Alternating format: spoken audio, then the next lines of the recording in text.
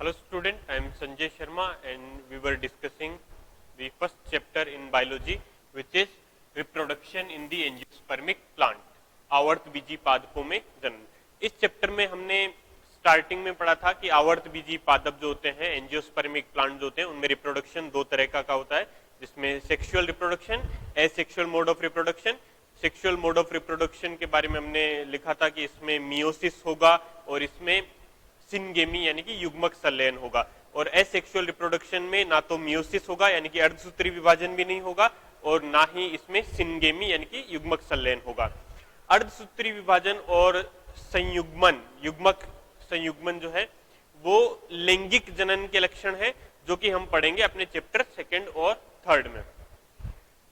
Asexual mode of reproduction यानी कि अलैंगिक जनन जो है उसके बाद हमने पढ़ा था कि ये दो तरीके का होता है, जिसमें अनिषेक बीजता और कायिक प्रवर्धन या कायिक जनन। ठीक है, एगेमोस्पर्मी वेजिटेटिव प्रोपगेशन और वेजिटेटिव रिप्रोडक्शन।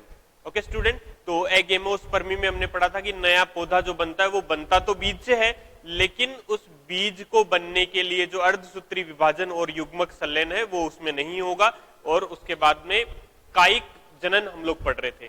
कायिक जनन में हमने पढ़ा था कि नए पौधे का निर्माण, नए प्लांट का फॉर्मेशन जो होता है वो प्लांट के, जो हमारे पास प्लांट पहले से प्रेजेंट है उस प्लांट के किसी भी वेजिटेटिव पार्ट से हो सकता है। वेजिटेटिव पार्ट जैसे कि हम लोग ले सकते हैं स्टेम से हो सकता है, ये रूट से हो सकता है और ये लीफ से भी हो सकता है। और भी कई दूसरी स्ट्रक्चर्स हैं जो हम लोग पढ़ेंगे, जिसमें फोर्थ पार्ट हम पढ़ेंगे नेचुरल वेजिटेटिव रिप्रोडक्शन में। तो ये सब वेजिटेटिव स्ट्रक्चर्स हैं जिनको बोलते हैं प्रोपेग्यूल्स। इनको प्रोपेग्यूल्स बोला जाता है यानी कि प्रवर्ध बोला जाता है। अगर इन सब भागों से नए पौधे का जनन होता है, नए पौधे का निर्माण होता है, तो उस जनन को हम बोलते हैं वेजिटेटिव प्रोपगेशन या वेजिटेटिव रिप्रोडक्शन यानी कि कायिक प्रवर्धन। कायिक प्रवर्धन के बारे में हमने पढ़ा था कि कायिक प्रवर्धन जो है वो बेसिकली दो तरीके का होगा, जिसमें एक तो नेचुरल वेजिटेटिव रिप्रोडक्शन और दूसरा था artificial vegetative reproduction. Natural vegetative reproduction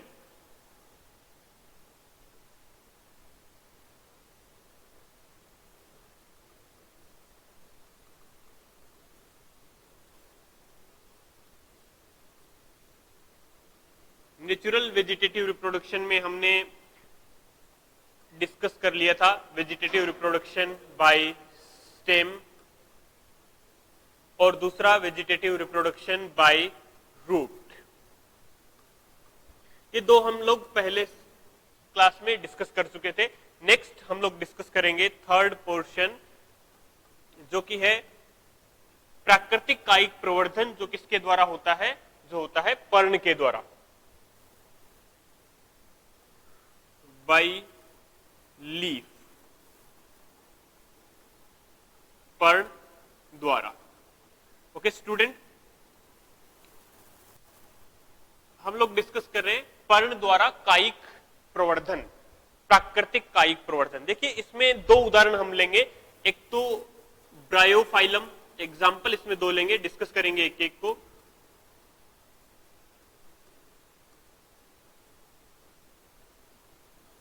और बिगोनिया। ब्रायोफाइलम यानी कि पत्थर चट्टा और बिगोनिया।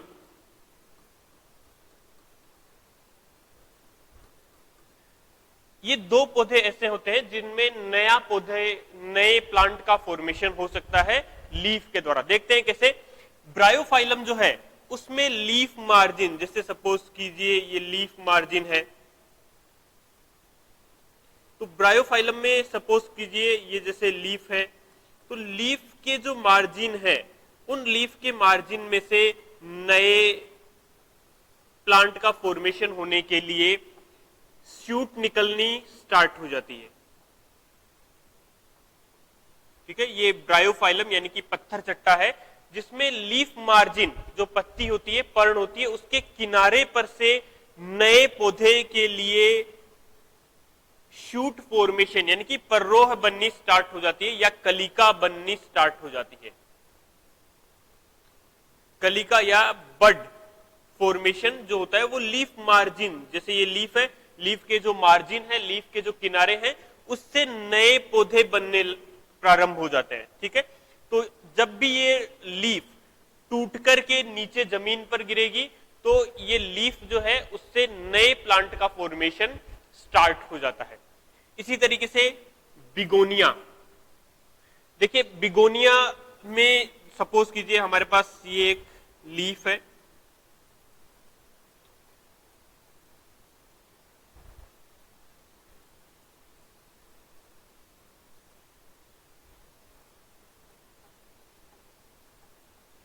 ये हमारे पास लीफ है, तो लीफ जो है एक स्टॉक के साथ में प्रेजेंट रहती है जिसे हम बोलते हैं पेटियोल। ये जो स्टॉक है, this stock is known as petiole. Petiole या इसको बोलते हैं पर्णवृंत। पर्णवृंत, तो देखिए बिगोनिया जो है, बिगोनिया में पर्णवृंत यानी कि पेटियोल के किनारे से एक नए प्लांट का फॉर्मेशन या नए प्लांट के लिए शूट निकलनी स्टार्ट हो जाती है। इसके अलावा ये जो लीफ सरफेस है, जैसे सपोज कीजिए ये लीफ सरफेस है, तो लीफ सरफेस पर जो पर्ण सिराएं जो होती हैं, लीफ वेन, ये जो है लीफ वेन, पर्ण सिराएं, पर्ण सिराओं से भी नए प्लांट, नए शूट का फॉर्मेशन स्टार्ट हो जाता है। तो इसमें दो तरीके से बिगोनिया में नए प्लांट का फॉर्मेशन हो सकता है। दोनों ही किस तरह से, पर्ण से यानी कि लीफ से होगा। किस तरीके से होगा, देखिए एक तो जो पेटियोल है यानी कि पर्णवृंत, आपने देखा होगा कि जो पर्ण है, पत्ती जो होती है वो एक तंतुनुमा संरचना के ऊपर पाई जाती है जिसको हम बोलते हैं पर्णवृंत या पेटियोल। तो इस पेटियोल के किनारे से नए प्लांट का फॉर्मेशन स्टार्ट हो जाता है। इसके साथ ही जो पत्ती की सरफेस है, पत्ती की जो सतह है, ऊपरी सतह, उस सतह के ऊपर या उस सतह में पाई जाने वाली पर्ण सिराओं से नई शूट निकलनी या नई पर्रोह निकलनी स्टार्ट हो जाती है, जो एक तरह का एग्जाम्पल है वेजिटेटिव या कायिक प्रवर्धन का, जो किससे हो रहा है, पर्ण के द्वारा हो सकता है। जब भी ये लीफ टूट करके जमीन पर गिरेगी तो ये जो पर्रो है ये नए प्लांट का फॉर्मेशन करने लग जाएंगे। तो ये एक एग्जाम्पल है किसका, vegetative reproduction by the leaf. Next student we will discuss the fourth example. Fourth example जो कि है by reproductive organs. By reproductive organs, जननांगों द्वारा प्राकृतिक कायिक प्रवर्धन।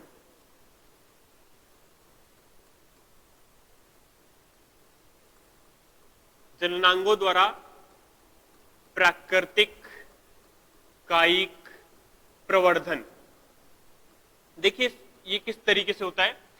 कुछ प्लांट्स ऐसे होते हैं जैसे कि रामबास और रतालू एग्जाम्पल हैं।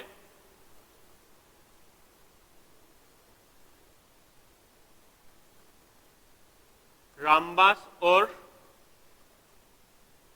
रतालू,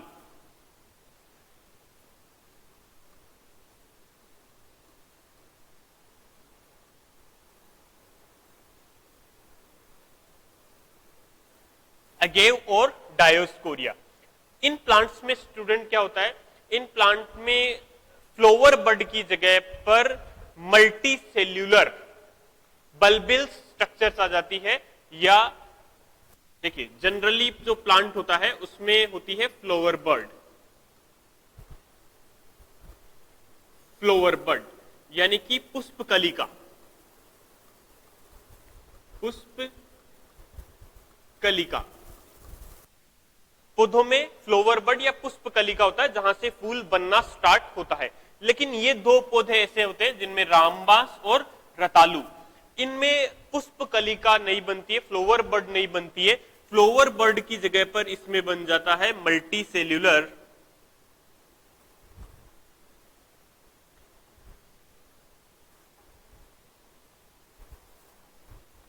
बल्बिल्स यानी कि बहुकोशिकीय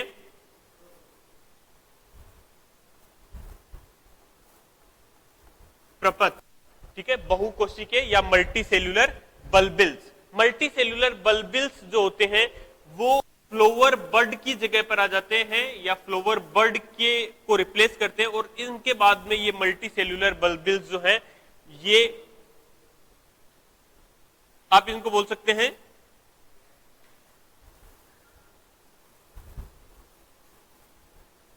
मल्टीसेल्यूलर बल्बिल्स या प्रपत्र प्रकलिका, ठीक है। तो ये मल्टीसेल्यूलर बल्बिल्स होते हैं वो नए प्लांट का फॉर्मेशन करेंगे,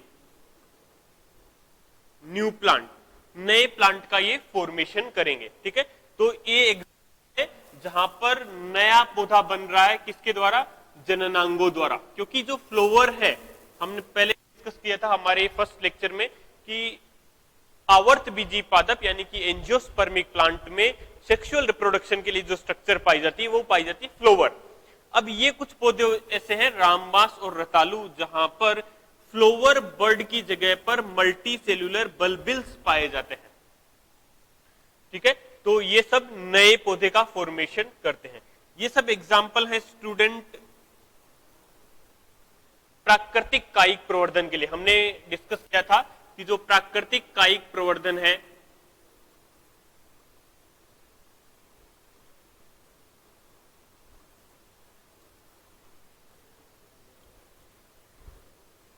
प्राकृतिक कायिक प्रवर्धन या natural vegetative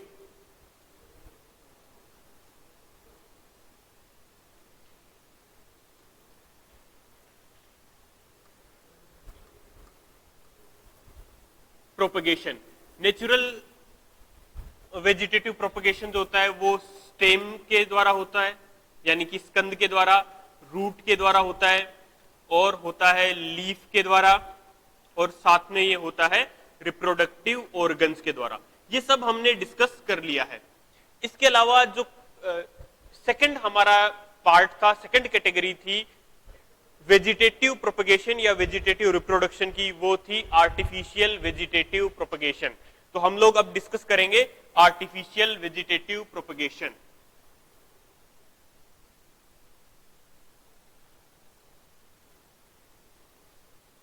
artificial vegetative propagation,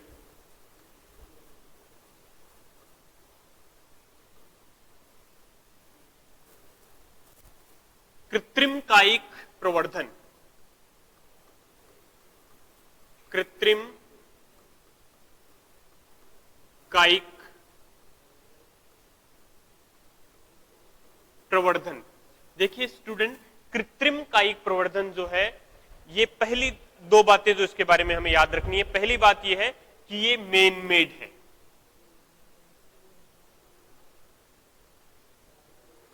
main made techniques है, मानव द्वारा निर्मित कुछ तकनीकें ऐसी हैं जिनमें पौधों के कायिक भाग को उपयोग करते हुए नए पौधे का निर्माण किया जाता है, मेन मेड। और दूसरी जो टेक्निक हमें याद रखनी है, दूसरी इसके बारे में जो बात याद रखनी है वो है it is used for the commercial production,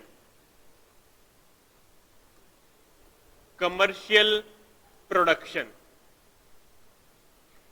ये पौधों के वाणिज्यिक उत्पादन के लिए उपयोग में लाई जाती है। तो दो बातें याद रखनी है, एक तो इंसानों द्वारा निर्मित कुछ तकनीकें हैं, और इन तकनीकों का मुख्य रूप से उपयोग किया जाता है पौधों के वाणिज्यिक उत्पादन के लिए। कृत्रिम कायिक प्रवर्धन जो है, वो कृत्रिम कायिक प्रवर्धन को हम समझ सकते हैं कि इनको तीन भागों में डिवाइड किया जा सकता है, या कृत्रिम कायिक प्रवर्धन तीन तरह का होता है। पहला है कटिंग, कटिंग या इसको बोलते हैं कर्तन। दूसरी है लेयरिंग,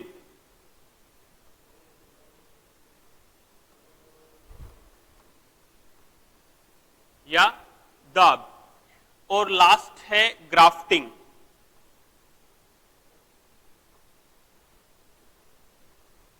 जिसे हम बोलते हैं रोपण। तो कृत्रिम कायिक प्रवर्धन तीन तरीके से हो सकता है, एक तो कटिंग, दूसरी लेयरिंग और तीसरी है ग्राफ्टिंग, कर्तन, दाब और रोपण।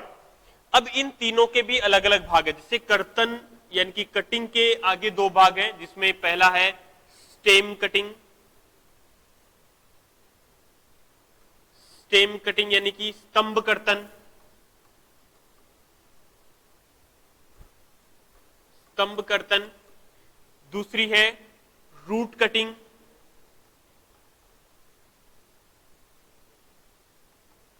रूट कटिंग यानी कि मूल कर्तन।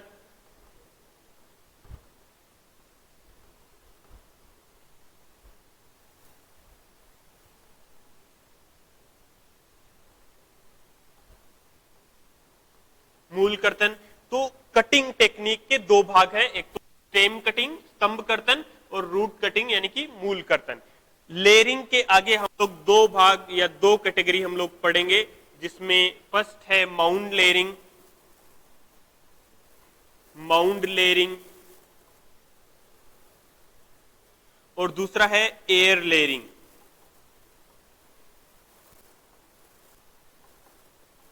इनको बोलते हैं टीला दाब,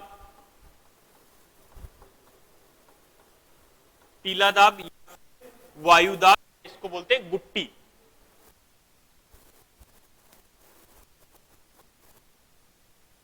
ओके स्टूडेंट, ग्राफ्टिंग में भी हम लोग चार कैटेगरी पढ़ेंगे। ग्राफ्टिंग में एक तो जीव रोपण, ठीक है, और वेज रोपण, दूसरी जिसको बोलते हैं फच्चर रोपण, कलिका रोपण और मुकुट रोपण या किरीट रोपण। तो ये हम लोग डिटेल में पढ़ेंगे। पहला हम लोग स्टार्ट करेंगे कटिंग यानी कि कर्तन। कर्तन में स्टेम कटिंग और रूट कटिंग। उसके बाद हम लोग स्टार्ट करेंगे लेयरिंग। लेयरिंग में हम लोग माउंड लेयरिंग जिसको बोलते हैं टीला दाब और एयर लेयरिंग यानी कि गुट्टी। फिर ग्राफ्टिंग के आगे चार पार्ट हम लोग डिस्कस करेंगे। स्टार्ट करते हैं। हम लोग डिस्कस कर रहे हैं कृत्रिम कायिक प्रवर्धन, और कृत्रिम कायिक प्रवर्धन को हमने तीन कैटेगरी में डिवाइड किया है, जो कि पहला है कर्तन, दाब और रोपण। कर्तन हम लोग डिस्कस कर रहे हैं।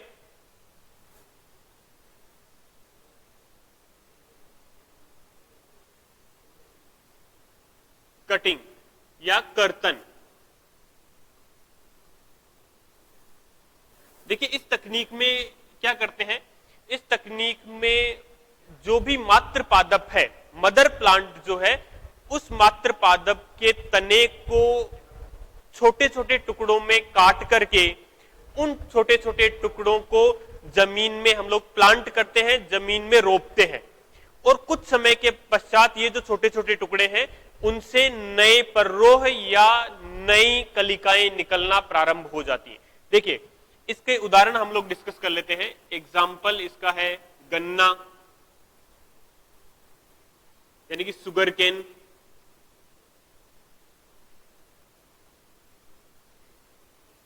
अंगूर,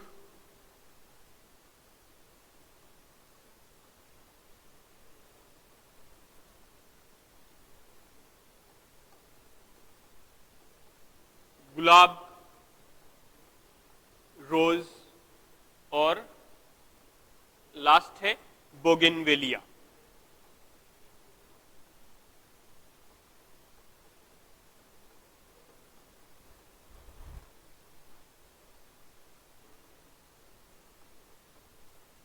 बोगेनविलिया। देखिए ये सब एग्जाम्पल। अब आपने देखा होगा सुगर केन, सुगर केन का जो स्टेम होता है वो तना इस तरीके का होता है, ये नोड्स होते हैं और यहां से इसकी लीव्स रहती हैं। अब देखिए हम लोग क्या करते हैं इसमें, ये है कटिंग। कटिंग में पहला हम लोग डिस्कस कर रहे हैं स्टेम कटिंग, स्टेम कटिंग यानी कि स्तंभ कर्तन। स्तंभ कर्तन में क्या करते हैं, ये जो सपोज इसके एग्जाम्पल हमें पता है गन्ना, अंगूर, गुलाब और बोगनविलिया। इसमें क्या करते हैं, ये टेक्निक देखिए, तकनीक जो है इसमें क्या करते हैं कि इसमें जो स्तंभ होता है, तना जो होता है, उसको छोटे छोटे टुकड़ों में काट दिया जाता है। ये तना है, इसको छोटे छोटे टुकड़ों में काट दिया जाएगा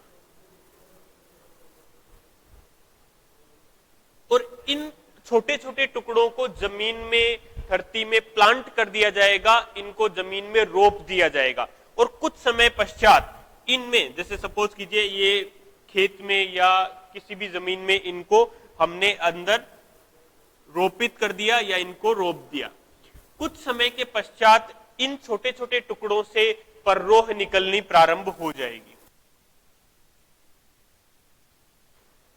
ठीक है, तो हमारे पास एक पौधा था और उस एक पौधे के तने के छोटे छोटे टुकड़े किए हमने और उन छोटे छोटे टुकड़ों को जमीन में रोप दिया और हर एक छोटे टुकड़े से नए पौधे का निर्माण हो रहा है, नए प्लांट का फॉर्मेशन हो रहा है। तो ये एक तरह की कायिक प्रवर्धन है जो कि किससे हम कर रहे हैं, स्टेम यानी कि स्तंभ कर्तन से। स्तंभ कर्तन,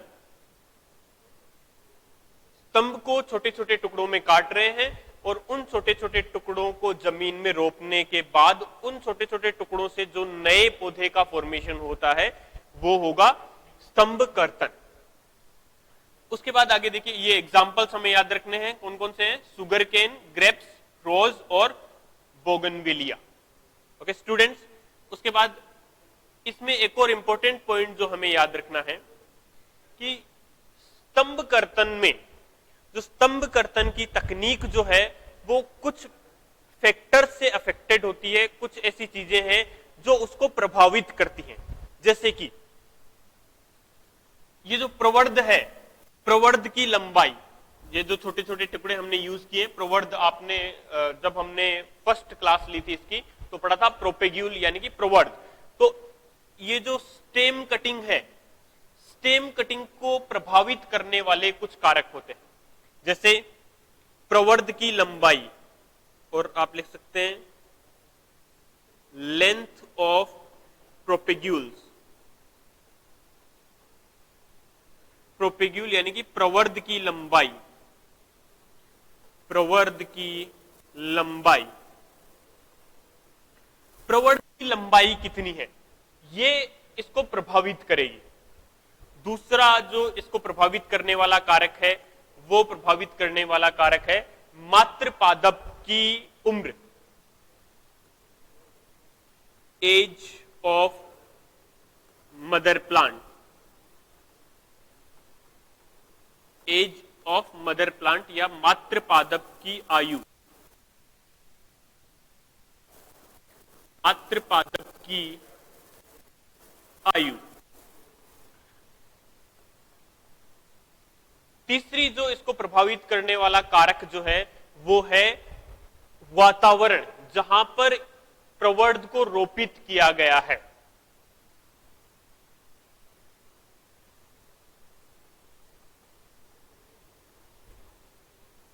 environment of the area,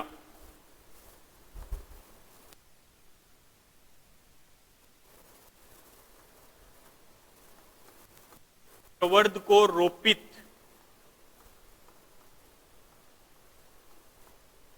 करने वाली जगह का वातावरण।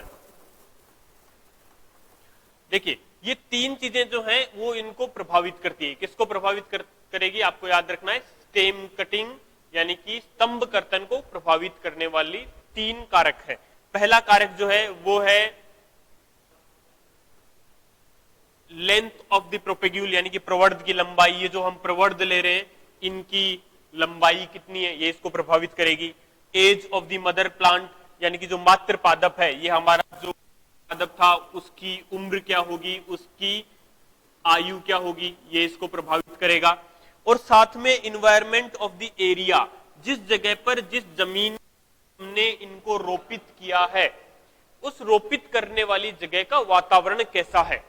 अगर वो वातावरण अनुकूल है तो प्रवर्धन जल्दी होगा या इसके सफल होने के चांसेस जो हैं वो ज्यादा होंगे।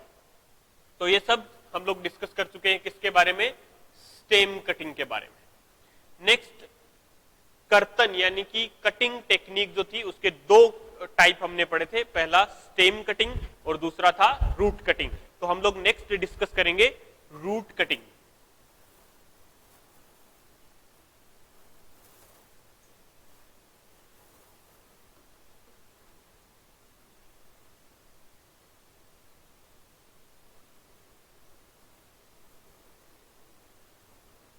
रूट कटिंग यानी कि मूल कर्तन।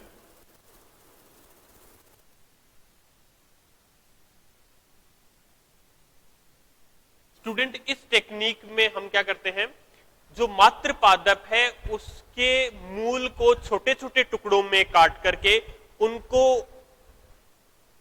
इरेक्ट पोजीशन में, जो हमारा मदर प्लांट है, मदर प्लांट यानी कि जो मात्र पादप है, मात्र पादप या मूल, मात्र पादप से हम मूल लेंगे और मूल लेने के बाद में उसको छोटे छोटे टुकड़ों में काट देंगे। ठीक है, मात्र पादप जैसे एग्जाम्पल हम लोग इसके ले सकते हैं लेमन, गुआवा, एप्पल, चेरी,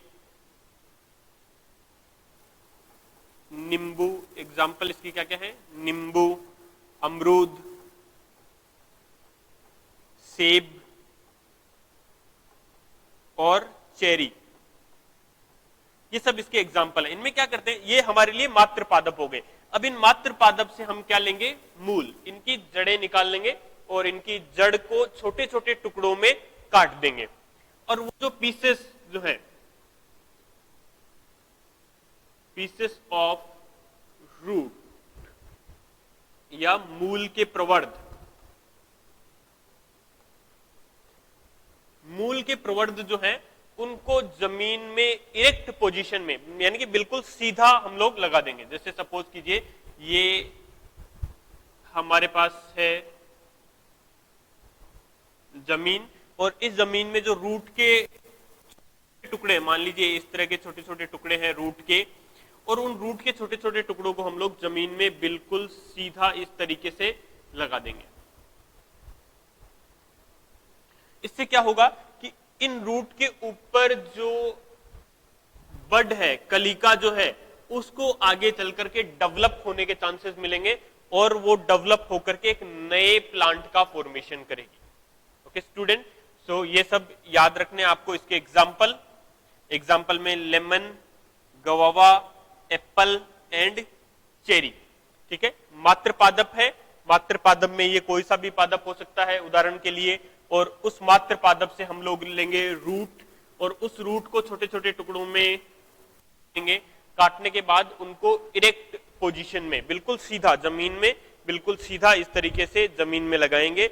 और इससे क्या होगा कि मूल को इस तरह से लगाने पर मूल में जो कलिकाएं हैं वो विकसित होंगी और वो कलिकाएं विकसित होने के पश्चात उनसे नए पादप का निर्माण हो सकता है।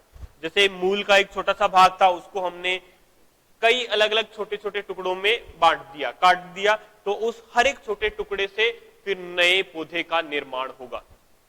यह है रूट कटिंग।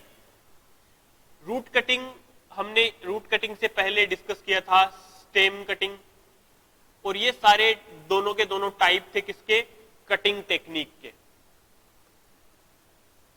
कटिंग टेक्निक के ये टाइप थे। तो कटिंग टेक्निक यानी कि कृत्रिम कायिक प्रवर्धन, आर्टिफिशियल वेजिटेटिव प्रोपगेशन के फर्स्ट टेक्निक कटिंग हमने डिस्कस कर ली है।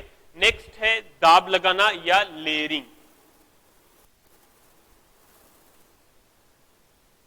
सेकेंड टेक्निक जो है वो है लेयरिंग।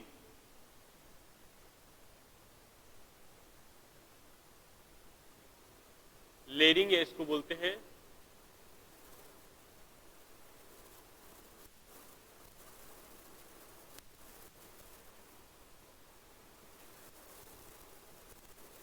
दाब। ये जो दाब विधि, ये दाब विधि जो है इसके भी दो टाइप हमने डिस्कस किए थे। फर्स्ट जो टाइप है हमारा वो है माउंड लेयरिंग, ए माउंड लेयरिंग।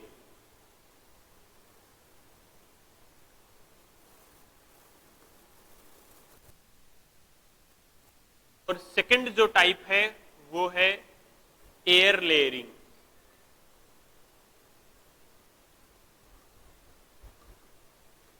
इसको बोला जाता है गुट्टी।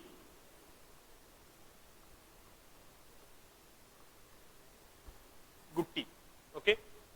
माउंड लेयरिंग, देखिए माउंड लेयरिंग का एग्जाम्पल हम लोग पहले डिस्कस कर लेते हैं। जेस्मिन, जेस्मिन यानी कि चमेली, और मोगरा या जिसको बोलते हैं सेम्बेक, ठीक है। तो ये एक एग्जाम्पल है इसके।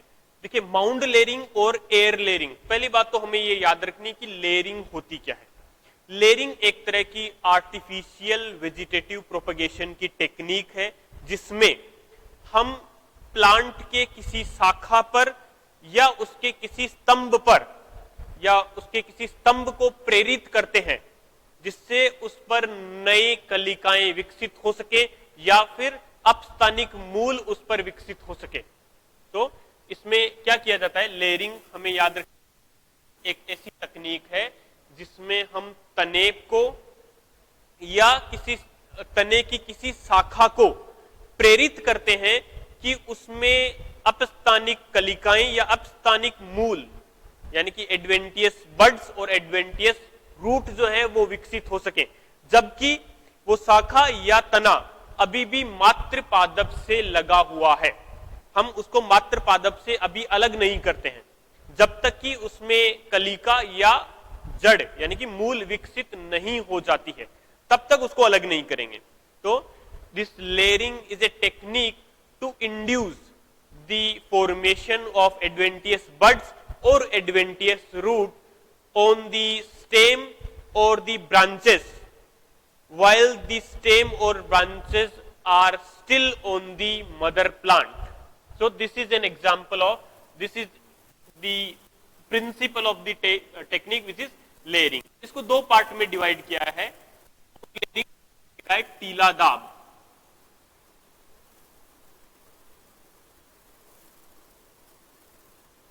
टीला और एयर लेयरिंग यानी कि गुट्टी वायु दाब। देखिए कैसे इनको परफॉर्म करते हैं। जो माउंड लेयरिंग है, माउंड लेयरिंग ऐसे प्लांट्स में की जाती है जिनकी ब्रांचेस जो होती हैं वो सॉफ्ट होती हैं।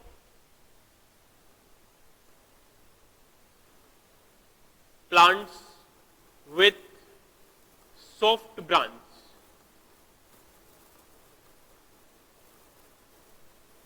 सॉफ्ट ब्रांचेस जिनकी होती हैं, जैसे हमने एग्जांपल डिस्कस किया है चमेली और मोगरा। अब इसमें स्टूडेंट क्या होता है कि एक डायग्राम की हेल्प से हम लोग इसको समझ सकते हैं। जैसे कि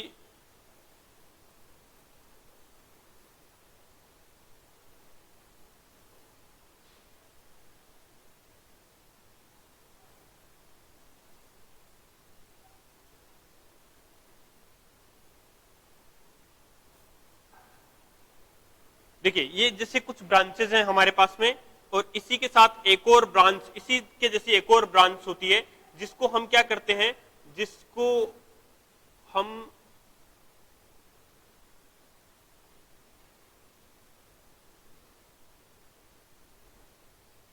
जमीन में इस तरीके से दबा देते हैं। अब हम लोग डिस्कस करेंगे कि इसको किस तरीके से दबाना है। इसी तरीके से एक और ब्रांच जिसको हम लोग जमीन में इस तरीके से दबा देते हैं।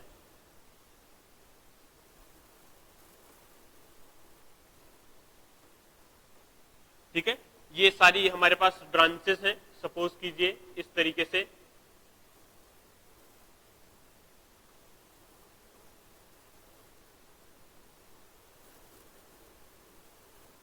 अब क्या करते हैं, जैसे इस किसी एक ब्रांच को लेकर के उसको जमीन में इस तरीके से हम लोग वाला पोर्शन है इसका, ये लीफ वाला पोर्शन ऊपर की तरफ रहे और जो जमीन के नीचे है, ये पार्ट जो जमीन के नीचे है, ये जमीन में जो नीचे वाला पार्ट है, इस पार्ट में दो या दो से ज्यादा नोड्स होने चाहिए, यानी कि पर्व संधियां।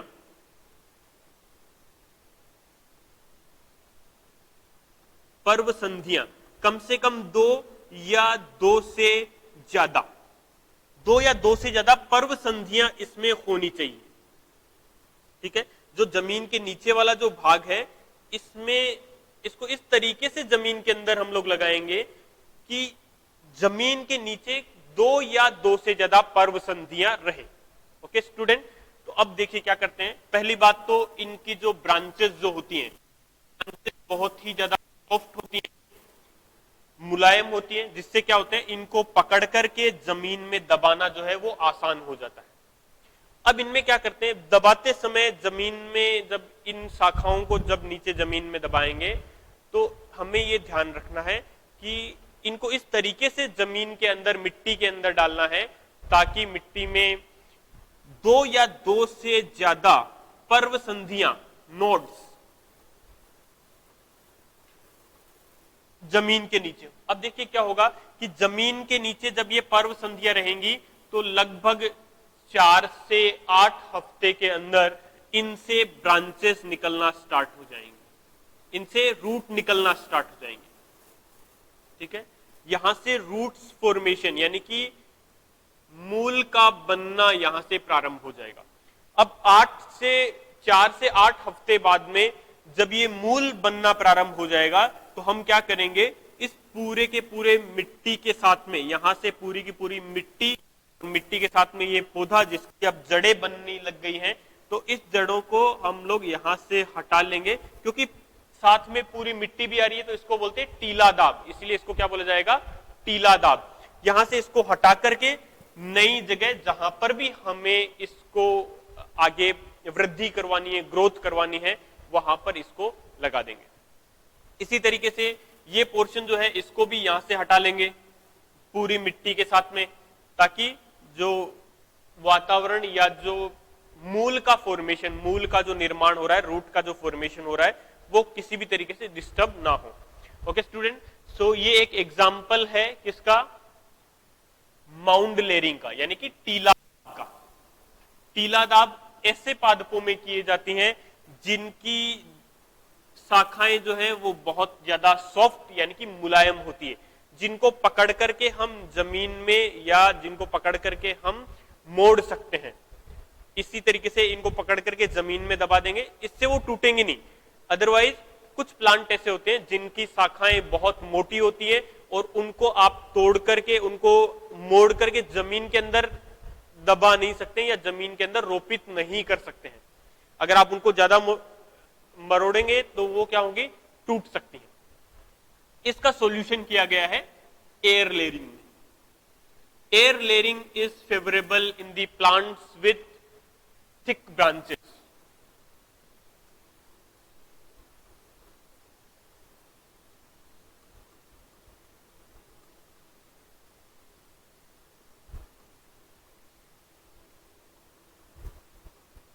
Thick branches, okay, thick branches जिनकी शाखाएं या इनके जो तने होते हैं वो बहुत मोटे होते हैं।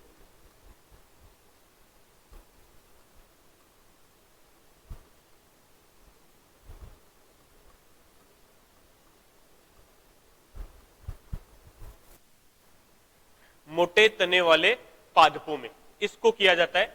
देखिए कैसे करेंगे हम लोग इसको।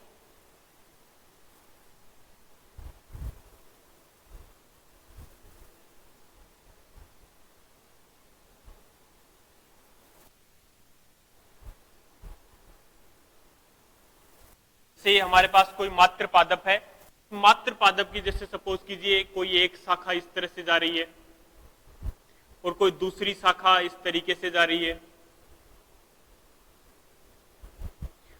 कोई तीसरी शाखा है जो इस तरीके से आगे जा रही है। अब हम क्या करते हैं, इसमें सबसे पहली चीज जो हमें ध्यान रखनी है वो ये है कि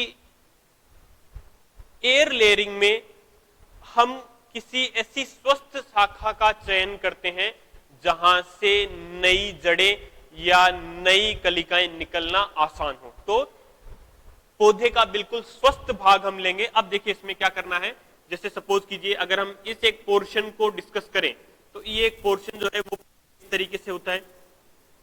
अब हमें इसमें क्या करना है, इस प्लांट की बार्क यानी कि इसकी जो छाल है उसको वलय आकार में एक रिंग के फॉर्मेशन में, इसको से गोल शाखा है तो उसकी बार्क को, उसकी छाल को बिल्कुल वलय आकार में किसी एक पर्टिकुलर, किसी एक विशेष जगह से जो बिल्कुल स्वस्थ होना चाहिए उस जगह से हम इसको हटा देंगे। तो ये आगे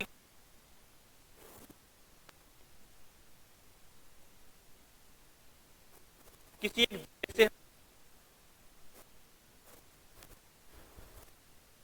सपोज कीजिए एक जगह है, इससे हमने किसी पौधे से, किसी शाखा से उसकी छाल को, उसकी बार्क को हटा दिया।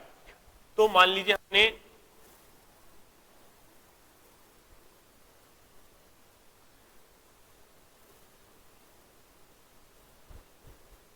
यहां से सपोज कीजिए ये बार्क, ये इसको हटाने के बाद हम क्या करेंगे, इस जगह पर, ये इस जगह इस तरह की हो जाएगी, तो इस पर हम लोग लगा देंगे गीली मिट्टी, जगह पर हम लोग गीली मिट्टी, मॉस या भीगी हुई रुई, वेट कॉटन इस जगह पर लगा देंगे। अब क्या करेंगे, ऊपर वाली जो ब्रांच है उस पर से एक पॉट की सहायता से, ठीक है, एक पॉट की सहायता से हम इस पर एक एक दो दो बूंद पानी की डालते हैं, जिससे कि ये एरिया जो है वो नम बना रहे। ये एरिया कैसा बना रहेगा, नम यानी कि मॉइस्ट, ठीक है। ये जो एरिया है जिसको, इसको हम क्या बोलेंगे, गुट्टी। ये जो स्ट्रक्चर हमने बनाई है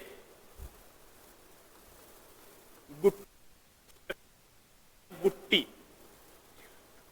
ऊपर वाले प्लांट से हम, ऊपर वाली जो शाखा है, ऊपर वाली जो शाखा है उसमें हम कोई भी बर्तन लटका करके उस बर्तन से एक एक दो दो बूंद पानी की इस गुट्टी पर डालते जाएंगे, ताकि ये जो गुट्टी है वो बिल्कुल नम बनी रहे, ठीक है। अब इसके नम बने रहने से, एक तो इसमें हमने क्या डाली है, मिट्टी, मिट्टी डाल सकते हैं, मॉस डाल सकते हैं या कॉटन, ठीक है, इनसे इनको बांध देंगे। अब क्या होगा, से इस हो जाएगा लगभग 4 से 8 सप्ताह बाद, 4 से 8 सप्ताह बाद इस जगह से नई मूल यानी कि अपस्थानिक मूलें बनना प्रारंभ हो जाएगी। और जब ये मूल बनना प्रारंभ हो जाएगी तो हम इस शाखा को, मान लीजिए जो शाखा है इस पर पत्तियां, क्योंकि हमने पहले डिस्कस किया है कि ये स्वस्थ शाखा का चुनाव करना है, तो इसको तोड़ करके जिस जगह पर हमें इसमें आगे ग्रोथ करवानी है उस जगह पर इसको रोपित कर दिया जाएगा। तो स्टूडेंट, इसी के साथ में हमने वो डिस्कस किया है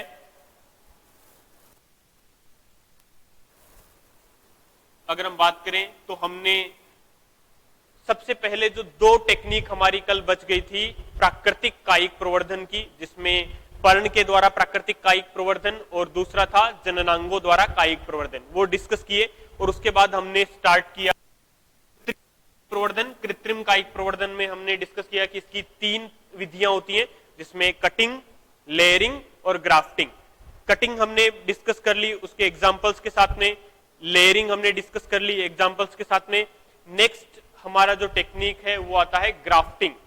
ग्राफ्टिंग क्या होता है, इसको किस तरीके से किया जाता है और इसके लिए क्या क्या आवश्यक कंडीशंस कौन कौन सी है, नेसेसरी कंडीशंस इसके लिए कौन कौन सी होती हैं, ये सब हम लोग डिस्कस करेंगे अपनी नेक्स्ट क्लास में।